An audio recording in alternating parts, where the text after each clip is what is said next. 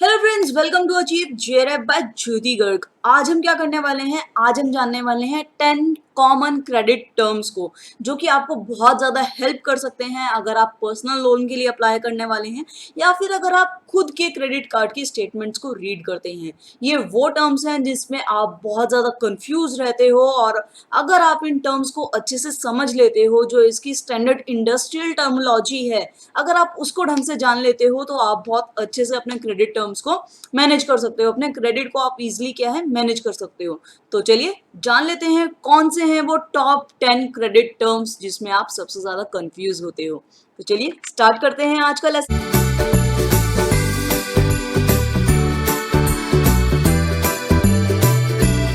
Hello friends, जैसा कि मैंने अभी आपको बताया कि आज हम करने वाले हैं 10 कॉमन क्रेडिट टर्म्स। अगर आपने अभी तक इस लेसन को सब्सक्राइब नहीं किया है तो जल्दी से जाके मेरे इस चैनल को सब्सक्राइब कर लीजिए, क्योंकि बहुत सारे इंटरेस्टिंग कोर्सेज आने अभी बाकी हैं। तो चलिए स्टार्ट करते हैं आज का लेसन। सबसे पहली टर्म कौन सी है? सबसे पहली टर्म है हमारी बिलिंग साइकिल। बिलिंग साइकिल के अंदर क्या होता है? बिलिंग साइकिल एक तरीके की हमारी क्रेडिट या फिर लोन अकाउंट जिसके अंदर हम रेफर करते हैं कि नंबर ऑफ डेज कितने होने चाहिए उस स्टेटमेंट के अंदर। ठीक है, मान लीजिए कि आपने जो है आपके पास एक क्रेडिट कार्ड है। एक क्रेडिट कार्ड की क्या है, एक बिलिंग डेट होती है और एक क्या होती है, ड्यू डेट होती है। ठीक है, तो जो आपकी बिलिंग डेट है, बिलिंग डेट का मतलब क्या होता है कि मान लीजिए कि हमारी बिलिंग डेट है 9 अक्टूबर। ठीक है, यानी कि हर महीने की 9 अक्टूबर को हमें क्या करना होता है, बिल पे करना होता है। ठीक है, और जो मेरी ड्यू डेट है, ड्यू डेट हम मान लेते हैं कि 29 अक्टूबर मेरी जो है ड्यू डेट है। ठीक है, तो यहाँ से यहाँ तक का जो पीरियड है मेरा, उसे हम क्या बुलाएंगे? उसे हम बुलाएंगे बिलिंग साइकिल। ठीक है, तो यानी कि अगर मैं कोई भी खर्चा करती हूँ, ठीक है, अगर वो मैं 9 तारीख से पहले पहले कर लेती हूँ तो वो किसके अंदर आएगा? मेरे बिलिंग साइकिल के अंदर इंक्लूड हो जाएगा। लेकिन अगर मैं कोई भी खर्चा 9 अक्टूबर के बाद करती हूँ तो क्या होगा? वो कौन सी साइकिल में आएगा? नेक्स्ट बिलिंग साइकिल के अंदर मेरी इंक्लूड होगा। तो इसके अंदर जो मोस्टली हमारा पीरियड रहता है, यहाँ पे अगर आप देखिए 9 अक्टूबर से 29 अक्टूबर के बीच का, तो वो मोस्टली क्या है, 20 या 45 डेज का पीरियड हमें मिलता है हमारी पेमेंट्स के लिए। ठीक है, ये हमारी बिल साइकिल है और ये हमारी क्या है, ड्यू डेट है। ठीक है, तो जो बेसिकली जो हमारी लेंथ होती है हमारी बिलिंग साइकिल की, वो हर क्रेडिट के ऊपर या फिर जो हमें लोन प्रोवाइड करता है उसके ऊपर डिपेंड करती है। और जो टिपिकली देखा जाता है, मतलब मोस्टली देखा जाता है, उसके अंदर मोस्टली आपकी 20 से 45 डेज तक की आपको पीरियड मिलता है अपनी बिलिंग साइकिल को कंप्लीट करने का। ठीक है, तो ये लगभग आपका 1 महीना और 1.5 महीने के आसपास आपको मिल जाता है। और जब एक बार आपकी बिलिंग साइकिल खत्म हो जाती है तब क्या होता है, जो प्रोवाइडर होता है, यानी कि जिसने आपको पैसे दिए हैं, जिसने आपको क्रेडिट दिया है, ठीक है, वो क्या करता है, वो एक स्टेटमेंट जारी करता है बोरोवर के नाम पे कि आपने ये एक्टिविटी करी है, अब आपको इस चीज़ की पेमेंट करनी पड़ेगी। जैसे कि आपके क्रेडिट कार्ड के साथ भी होता है, आप वो की जो एक लिमिट होती है, आप उसके अंदर जितनी चाहो उतनी शॉपिंग कर लेते हो और उसके बाद एक बिल जनरेट हो जाता है कि आपने ये यहाँ यहाँ पे शॉपिंग करी है, यहाँ यहाँ पे आपने खर्चा किया है, अब आपको उन चीज़ों का पेमेंट करना है। तो इसी तरीके से हमारी बिलिंग साइकिल भी चलती है। चलिए नेक्स्ट टर्म देख लेते हैं। नेक्स्ट टर्म है हमारी प्रिंसिपल बैलेंस। प्रिंसिपल बैलेंस क्या होता है? प्रिंसिपल बैलेंस जो है ये वो पेमेंट होती है जो कि आपके जो आपके इंटरेस्ट होते हैं और जो आपकी अदर फीस होती है उसको हटाकर जो आपका पेमेंट होता है उसे हम प्रिंसिपल बैलेंस बोलते हैं, जिसके अंदर यानी कि आपकी लेट फीस या फिर जो आपके इंटरेस्ट वगैरह होते हैं उनको जब हम डिडक्ट कर लेते हैं तो जो अमाउंट बचता है, यानी कि जो पोर्शन हमें देना बाकी रह जाता है जिसने हमें लोन दिया है, उसे हम बोलते हैं प्रिंसिपल बैलेंस। ठीक है, the amount of a payment that goes toward principal and interest or other fees will be defined in your agreement। तो इसके अंदर क्या होता है, जो हमारा प्रिंसिपल अमाउंट है प्लस जो हमारा इंटरेस्ट रेट और फीस को हटा के जो चीज़ हमने एग्रीमेंट में डाली होती है वो हमारी प्रिंसिपल अमाउंट होती है। तो प्रिंसिपल अमाउंट जीरो कब होती है? जब हम अपना पूरा का पूरा पेमेंट कर देते हैं, जो हमारा लोन जितने का हमने लिया था। मान लीजिए मैंने आपसे 1 लाख रुपए उधार लिए हैं, तो जब मैं आपको आपके पूरे 1 लाख रुपए आपको दे दूंगी तो वो क्या होगा, मैं अपना प्रिंसिपल बैलेंस जीरो कर चुकी हूँ। ठीक है, इंटरेस्ट और जो हमारी बाकी फीस है वो इसके अंदर इंक्लूड नहीं होती हैं। ठीक है, चलिए नेक्स्ट टर्म देख लेते हैं। नेक्स्ट टर्म क्या है? नेक्स्ट टर्म है हमारी इंटरेस्ट रेट। अब इंटरेस्ट रेट क्या होता है? इंटरेस्ट रेट एक तरीका का परसेंटेज में हम देखते हैं इसको, जो हमारा प्रिंसिपल बैलेंस होता है यानी कि जितने का हम उधार लेते हैं उसके ऊपर क्या है, हमें थोड़ा बहुत इंटरेस्ट प्रोवाइडर को यानी कि जिसने मुझे पैसे दिए हैं मुझे उसको देने पड़ते हैं। ठीक है, कुछ इंटरेस्ट वो हम पहले से डिसाइड करके रखते हैं, वो हमें देने पड़ते हैं। तो इंटरेस्ट रेट कैलकुलेट करने के काफ़ी सारे फैक्टर्स होते हैं जिसकी वजह से क्या है, जिसको पैसे लेने होते हैं वो डिपेंड करता है। ठीक है, और वो कितनी देर टाइम तक का उधार ले सकता है, वो बाद में चुकाने लायक है कि नहीं है।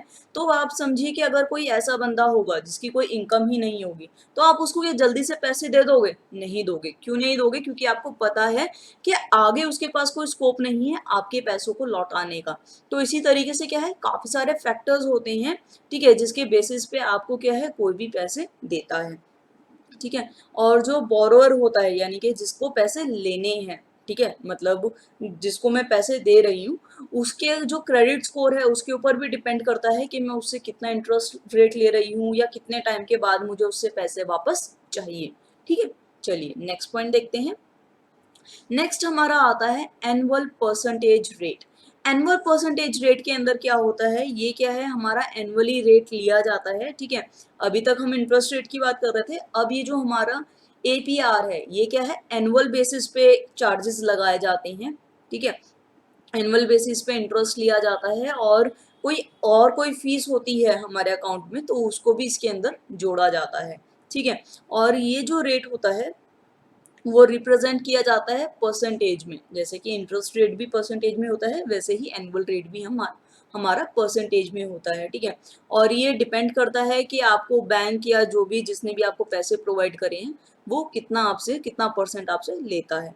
ठीक है, चलिए नेक्स्ट देखते हैं। नेक्स्ट है हमारा मिनिमम अमाउंट ड्यू।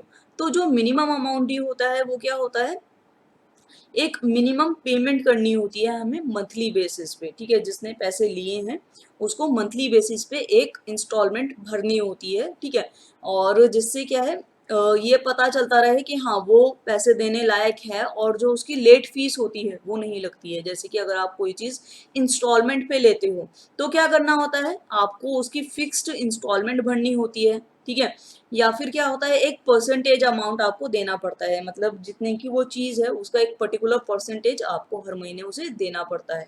ठीक है, तो ये होता है हमारा मिनिमम अमाउंट ड्यू। ओके, चलिए नेक्स्ट टर्म देख लेते हैं हमारी। नेक्स्ट टर्म हमारी आती है पे ऑफ अमाउंट।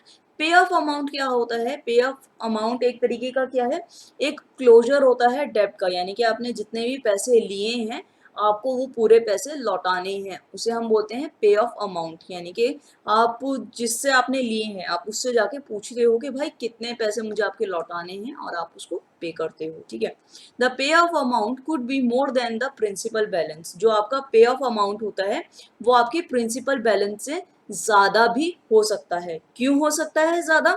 क्योंकि उसके अंदर क्या क्या इंक्लूड होता है, उसके अंदर आपके अनपेड इंटरेस्ट होते हैं, जो इंटरेस्ट आपने नहीं दिए होते हैं, लेट चार्जेस होती हैं और फीस इंक्लूड होती है। ठीक है, इस वजह से क्या है, हमारे जो अमाउंट है वो कम ज़्यादा हो सकता है। ठीक है, नेक्स्ट आता है टू रिसीव अ पे ऑफ अमाउंट। अब टू रिसीव अ पे ऑफ अमाउंट, अब जिसको पैसे लेने हैं, मान लीजिए मैंने आपको 1 लाख रुपए दिए, अब मुझे पैसे आपसे लेने हैं, तो जिसने मुझसे पैसे लिए हैं ना, मान लीजिए आपने पैसे लिए हैं, तो आप मुझसे पूछते हो कि भाई मैंने इतना तुझे पे कर दिया है, इतना बाकी है, तो अब मुझे सीरियसली बता दो मुझे आपको कितना पे करना है। तो मैं आपको बताऊंगी कि देखो तुमने इतना पे कर दिया है, इतना टाइमली तुम पे कर रहे हो और तुम मुझे जल्दी पेमेंट कर रहे हो तो तुम इतना मुझे पे कर दो, वो मैं आपको बताऊंगी। ठीक है, लेकिन कुछ लेंडर्स ऐसे भी होते हैं, कुछ क्रेडिटर्स ऐसे भी होते हैं कि अगर आप उनको जल्दी पेमेंट कर दो, यानी कि आपने 1 महीने का टाइम मांगा था कि मैं आपको आपके पैसे वापस कर दूंगा, लेकिन अगर आप वही पैसे मुझे 15 दिन के अंदर लौटा रहे हो, ठीक है, तो आप प्रीपेमेंट कर रहे हो, यानी कि आपकी जो ड्यू डेट थी आप उससे पहले मुझे पेमेंट कर रहे हो, तो उस केस में क्या होता है, कुछ लेंडर्स और कुछ क्रेडिटर्स ऐसे होते हैं जो उसके ऊपर भी क्या है, आपको चार्जेस लगा देते हैं, उसके ऊपर भी आपको फीस देनी पड़ जाती है। ठीक है, चलिए नेक्स्ट आगे बढ़ते हैं। नेक्स्ट हमारा आता है रीफाइनेंस। रीफाइनेंस का क्या मतलब होता है, ये एक तरीके का प्रोसेस होता है जिसके अंदर आप एक या एक से ज़्यादा नए लोन लेते हो। ठीक है, या फिर जो आपके अभी लोन चल रहा है उसी के अंदर क्या करते हो, कुछ चेंजेस करते हो, ठीक है, तो उसे हम बोलते हैं रीफाइनेंस। तो रीफाइनेंस के रीजन क्या होते हैं? रीफाइनेंस का मोस्टली रीजन ये रहता है कि जो बोरोअर होता है उसे कुछ एडवांटेजेस मिलते हैं, या तो उसको क्या है, लोअर इंटरेस्ट देना पड़ रहा है, यानी कि वो पहले जितना इंटरेस्ट दे रहा था उससे कम उसको अब इंटरेस्ट देना पड़ रहा है, या फिर जो उसको पेमेंट करनी थी, मान लीजिए उसको 1 फेब तक पेमेंट करनी थी, लेकिन अब क्या हो रहा है, उसको एक्सटेंडेड लोन, वो क्या है, यानी कि वो क्या है, अब ज्यादा थोड़े टाइम के बाद पे कर सकता है, अभी तक 1 फेब तक करनी थी, उसको अब 1 अप्रैल तक का टाइम मिल गया, तो भी लोग क्या करते हैं, रिफाइनेंसिंग कराते हैं। लेकिन ऐसा नहीं है कि इसके सिर्फ एडवांटेजेस हैं, इसके कुछ ड्रॉबैक्स भी हैं। अब इसके ड्रॉबैक्स क्या हैं? हो सकता है कि आपको एडिशनल फीस प्रोवाइड करनी पड़ जाए, ठीक है, जो आपको बेनिफिट्स मिल रहे थे वो बेनिफिट्स आपके क्या है, खत्म हो जाए, आपको ना मिले, ठीक है, ये आपकी क्या है, डिसएडवांटेजेस हो गए। You should consider the overall cost of refinancing. तो जब भी आप रीफाइनेंसिंग कर रहे हो तब आपको हमेशा ध्यान देने की जरूरत है कि आपकी ओवरऑल कॉस्ट कितनी आ रही है, ठीक है। चलिए, नेक्स्ट क्या है, ये कुछ कॉमन टर्म्स हैं जिसके ऊपर आप मोस्टली रीफाइनेंसिंग करते हो। कौन कौन सी चीजें हैं ये? एक हमारा है कार लोन्स, स्टूडेंट लोन्स और मॉर्टगेज। तो इन जगहों पे आप क्या करते हो, रीफाइनेंसिंग करते हो, ठीक है। चलिए नेक्स्ट पॉइंट देखते हैं। नेक्स्ट हमारा आता है डाउन पेमेंट। डाउन पेमेंट क्या होता है? डाउन पेमेंट एक तरीके की वन टाइम कैश पेमेंट होती है, ठीक है, जिसको हम क्या करते हैं, मतलब जब भी हम लोन एप्लीकेशन प्रोसेस करा रहे होते हैं उस समय कुछ अमाउंट हम पे कर देते हैं उसी टाइम पे, ठीक है। तो ये इसके अंदर क्या होता है, इसकी वजह से क्या होता है, जब हम डाउन पेमेंट कर देते हैं तो जो परसेंटेज हम अमाउंट की पे कर रहे हैं, मतलब कितने का वो प्रोडक्ट है, मान लीजिए 1 लाख रुपए का प्रोडक्ट है, ठीक है, तो उसके ऊपर जब हम कुछ उसके परसेंटेज की पेमेंट कर देते हैं तो जाहिर सी बात है हमारा जो इंटरेस्ट रेट फ्यूचर में होने वाला होगा वो भी कम हो जाएगा, हमें ज़्यादा इंटरेस्ट देना नहीं पड़ेगा, ठीक है। तो ये जो होता है ये मोस्टली, मान लीजिए हमने मॉर्टगेज लिया, ठीक है, और जो मॉर्टगेज लिया है मतलब उसकी जब हम डाउन पेमेंट कर रहे हैं तो 5 to 25% हम लोग करेंगे, किसकी, जो उसकी टोटल वैल्यू है, जो उसकी टोटल वैल्यू है उसका 5 to 25% हम उसी टाइम क्या कर देंगे, पे कर देंगे, ठीक है। इससे क्या होता है कि जो हमारी बाय चांस हमें लोन नहीं मिल रहा था उससे हमें क्या है, हमारा लोन अप्रूव्ड हो जाएगा कि ठीक है, अगर आप डाउन पेमेंट कर रहे हो तो आपका लोन जो है अप्रूव कर दिया जाएगा। और उससे क्या होता है कि जो हमारी मंथली चार्जेस होते हैं, जो हमें मंथली पेमेंट करना होता है वो भी रिड्यूस हो जाते हैं और हमारा इंटरेस्ट रेट भी रिड्यूस हो जाता है, ठीक है। When applying for mortgage or vehicle loan, a down payment could be required। अब जैसे कि मैंने आपको पहले बताया था लास्ट वाली स्लाइड के अंदर कि किस किस टाइम पे हमें स्टूडेंट लोन, सॉरी, हाँ, स्टूडेंट लोन या फिर कार लोन वगैरह हम ले रहे थे, वैसे ही यहाँ पे क्या कर रहे हैं, जब हम मॉर्टगेज या फिर व्हीकल लोन ले रहे हैं तो उस समय हम डाउन पेमेंट कर सकते हैं, ठीक है। वो डिपेंड करता है कि आप बैंक के टर्म्स क्या हैं या फिर जिस भी इंस्टीट्यूशन से आप लोन ले रहे हो उसके टर्म्स क्या हैं, ठीक है। चलिए आगे बढ़ते हैं। नेक्स्ट टर्म हमारी आती है को साइनर की। को साइनर कौन होता है? को साइनर ये वो पर्सन है जो प्राइमरी बोरोअर से, यानी कि मान लीजिए मैं आपसे पैसे उधार लेने के लिए आई, ठीक है, लेकिन क्या है, मैं अपने साथ अपना एक दोस्त भी लेकर आई हूँ, तो वो जो मेरा दोस्त है पैसे वो नहीं ले रहा, पैसे मैं ले रही हूँ, लेकिन मैं उसको अपने साथ लेकर आई हूँ ताकि वो जो भी कॉन्ट्रैक्ट है उसके ऊपर मेरे साथ साइन करे, ठीक है, तो वो क्या कहलाएगा, को साइनर कहलाएगा, ठीक है। तो जो उस एप्लीकेशन पे, जो क्रेडिट और लोन की एप्लीकेशन है, जो साइन करता है प्राइमरी बोरोवर के साथ उसे हम क्या बुलाते हैं, को साइनर, ठीक है।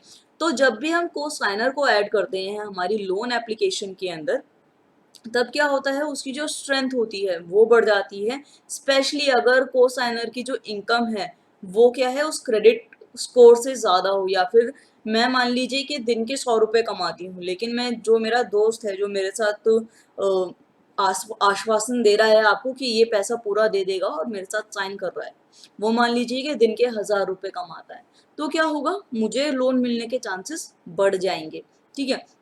इसी तरीके से जब हम कोसाइनर को लेकर आते हैं तो हमारी एप्लीकेशन भी अप्रूव्ड हो जाती है, मतलब अगर हमारा कोसाइनर अच्छा है ठीक है। और क्या है, वो कोसाइनर भी इक्वली रिस्पॉन्सिबल होता है उस अमाउंट को पे करने के लिए। मान लीजिए कि किसी वजह से मैं वो पेमेंट नहीं कर पा रही हूँ, ठीक है, जितने का भी मैंने लोन लिया मेरे बस में नहीं है कि मैं उस पेमेंट को कर सकूं, तो क्या होगा, वो जो बाकी पेमेंट होगी ना, वो मेरा फ्रेंड करेगा, जो कोसाइनर था मेरा, बाकी पेमेंट वो करेगा।